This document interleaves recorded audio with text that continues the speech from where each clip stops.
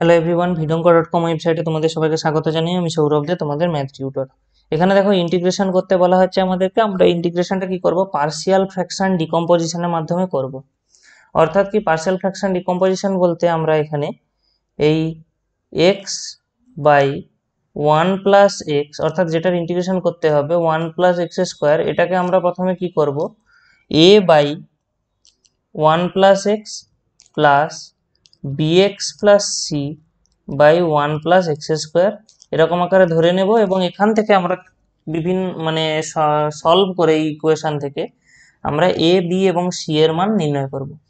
তো দেখো আমরা এটাকে আগে পার্শিয়াল ফ্র্যাকশন ডিকম্পোজিশনে ভাঙতে গেলে আমাদের এখানে রয়েছে কত, x by one plus x into one plus x square, এবং এখানে আমাদের লসাগু হয়ে গেলেও আমাদের হরে থাকবে one plus x into one plus x square. লবে কি হবে না, a into one plus x square plus b x plus c into one plus x. তো দেখতেই পাচ্ছি আমাদের এখানে হরের পার্টগুলো একই, পরে হরের অংশগুলো কাটাকাটি হয়ে যাবে।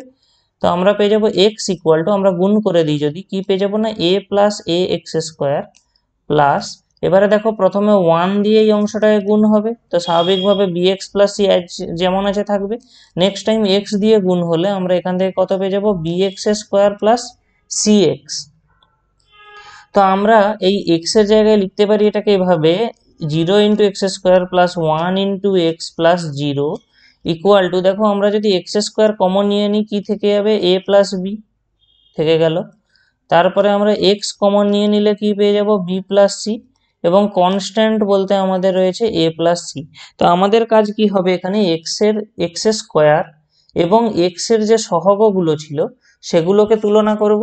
অর্থাৎ আমরা যদি সহগ তুলনা করি তাহলে এ প্লাস বির মান আসবে জিরো, এই অংশটা, এবং বি প্লাস সির মান আসবে ওয়ান, এটা, এবং ধ্রুবক পদ যদি তুলনা করি তাহলে এ প্লাস সির মান আমরা জিরো পেয়ে যাব। তো দেখো আমরা এটাকে 1 নম্বর সমীকরণ নাম দিচ্ছি, এটাকে 2 নম্বর সমীকরণ, এবং এটাকে 3 নম্বর সমীকরণ নাম দিই। তো আমাদেরকে প্রথমে যে কোনো দুটো সমীকরণ সলভ করতে হবে, তারপরে আমরা দেখবো এই সমীকরণগুলো, অ্যাকচুয়ালি এই সমীকরণগুলোকে আমাদেরকে সলভ করে AP CO A B R C এর মান নির্ণয় করতে হবে। তো আমরা প্রথমে একটা কাজ করি, এই 1 নম্বর থেকে এই 3 নম্বর সমীকরণ বিয়োগ করে দিই। 1 থেকে 3 বিয়োগ করলে কি আসে দেখো, a plus b equal to zero, এটা ছিল 1, এবং 3 নম্বর সমীকরণ ছিল কি না, a plus c equal to zero. বিয়োগ করলে দেখো আমাদের এই অংশটা কাটাকাটি হয়ে যাচ্ছে, শুধুমাত্র থেকে যাচ্ছে b minus c equal to zero. আবার b minus c equal to zero মানে এখান থেকে একটাই কনক্লুশন আসে, বি ইকুয়াল টু সি। তো দেখো বি ইকুয়াল টু সি যদি হয় তাহলে আমরা এই 2 নম্বর সমীকরণে বি ইকুয়াল টু সি বসিয়ে দিই, তাহলে আমরা কি পেয়ে যাবো, সি এর জায়গাতে বি বসিয়ে দিচ্ছি, অর্থাৎ b plus b equal to one. তাহলে এখান থেকে আমরা পেয়ে যাচ্ছি টু বির ভ্যালু ইকুয়াল টু ওয়ান, অর্থাৎ বি এর মান চলে আসছে হাফ। তো দেখো বি এর মান হাফ, আবার বি আর সি একই, তাহলে স্বাভাবিকভাবে সি এর মানও আমরা হাফ পেয়ে যাব। তাহলে বাকি বলতে শুধুমাত্র এ থেকে গেল। এবারে দেখো আমাদের শুরু 1 নম্বর সমীকরণটা কি ছিল, a plus b equal to zero. তাহলে এখান থেকে সহজেই বলা যায় এর মান মাইনাস বি, আর বির মান হাফ, তার মানে এ এর মান আলটিমেটলি আমরা কত পেয়ে যাচ্ছি, মাইনাস হাফ। তাহলে এ এর মান মাইনাস হাফ, বি এর মান হাফ এবং সি এর মান হাফ, আমরা সেই পার্শিয়াল ফ্র্যাকশন ডিকম্পোজিশন করার সময় যে এবিসি ধরেছিলাম সে অংশগুলো পুট করে দেব। কি ছিল আমাদের, x by one plus x into one plus x square, একে আমরা ধরেছিলাম কি a by one plus x. এবারে তার মানে এখানে কি আসবে না, minus half by one plus x, এবং বি এর জায়গায় হাফ বসবে অর্থাৎ, এবং সি এর জায়গাতেও হাফ বসবে, এখানে ছিল আমাদের ওয়ান প্লাস এক্স স্কোয়ার। তো আলটিমেটলি আমরা কি পাচ্ছি, minus one by two into one plus x plus one by two, actually এখানে এটাকে এভাবে লেখা যেতে পারে x plus one by one plus x square. তো আমরা এটাকে কি করব, ভেঙে নেব, অর্থাৎ minus one by two into one plus x plus x by two into one plus x square plus one by two into one plus x square.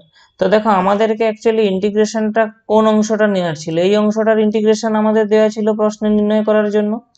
তাহলে আমরা যদি ইন্টিগ্রেশন নিই তাহলে দেখবো এখানে একটা আমরা ডিএক্স পেয়ে যাবো ইন্টিগ্রেশন, এটা একটা ইন্টিগ্রেশন, এবং এটা একটা ইন্টিগ্রেশন। অ্যাকচুয়ালি আমাদেরকে এই অংশটাকেই সলভ করতে হচ্ছে। তাহলে আমরা মেনলি এই ইন্টিগ্রেশনের ভ্যালু যেটা নির্ণয় হবে সেটাই হবে আমাদের রিকোয়ার্ড অ্যান্সার। তো আমরা এখানে কি করব, মাইনাস হাফটা বাইরে থাকবে, integration d x by 1+x plus, actually এখানে 1/2 ইন্টু 2 করতে হবে, তার কারণ আমি কি বলছি, এখানটায় 2x dx দরকার এবং এখানে আসবে 1+x², কারণ আমি জানি এই 1+x² এর ডেরিভেটিভ হয় 2x, এবং লাস্টে এখানটায় আসবে 1/2 ইন্টিগ্রেশন ডিএক্স বাই 1+x²। তো আমি ইন্টিগ্রেশনগুলো করি, প্রত্যেকটা ইন্টিগ্রেশনের ভ্যালু আমরা জানি, এখান থেকে আমরা পাবো -1/2 log mod 1+x plus 1/4 log, actually এখানে আর মডিউলাস দরকার নেই, কারণ আমরা মডিউলাস তখনই দিই যখন রাশিটা ঋণাত্মক হতে পারে সেরকম ক্ষেত্রে, কিন্তু এখানে 1 তো ধনাত্মক এবং x² অল টাইমই শূন্যের থেকে বড় হবে, ফলে এই যে 1+x² রাশিটা অল টাইমই পজিটিভ, সেই কারণে এখানে আর মডিউলাস দেওয়ার দরকার নেই, সিম্পল log 1+x² হলো। এবং এখানে এই যে রয়েছে 1+x², আমরা জানি ওটা কি হয় না, ওটা হয় tan ইনভার্স x, এবং লাস্টে আমাদের সমাকলন ধ্রুবক হিসাবে আমরা সি অ্যাড করে দিলাম।